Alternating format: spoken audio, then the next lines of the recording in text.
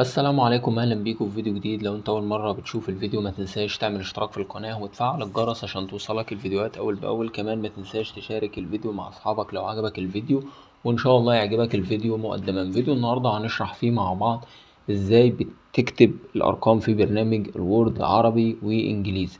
طبعا دي مشكله بتواجه معظم الناس، بس الشرح بتاعنا هيكون على برنامج مايكروسوفت وورد 2016 فيما فوق. يعني الإصدارات القديمة الشرح بتاعها بيكون مختلف شوية، بتعمل نفس الطريقة بس بتعملها من على الويندوز. طبعا لو جيت هكتب الأرقام دلوقتي بالشكل اللي حضرتك شايفه ده، هتكتب معايا انجليزي. لو تلاحظ ان اللغة معايا تحت هنا بالعربي، لو جيت ان انا اعمل شيفت الت احول هتكتب برضو الارقام هتظهر معاك بالانجليزي.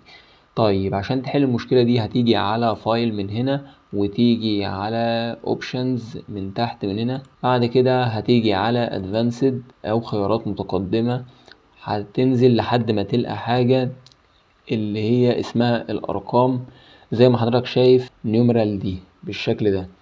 طبعا لو جيت انك تنزل بالسهم كده هتلاقي حاجة موجودة معاك ارابيك وهندي وكونتكست وسيستم. طبعا هو موجود على السيستم، لا احنا كل اللي يفرق معانا هنجيبها كونتكست من هنا. اللي انت عايز تكتب ميكس عربي وتكتب انجليزي، لو اخترتها هندي هتكتب عربي بس، هيبدأ البرنامج يكتب معاك الارقام كلها عربي بس.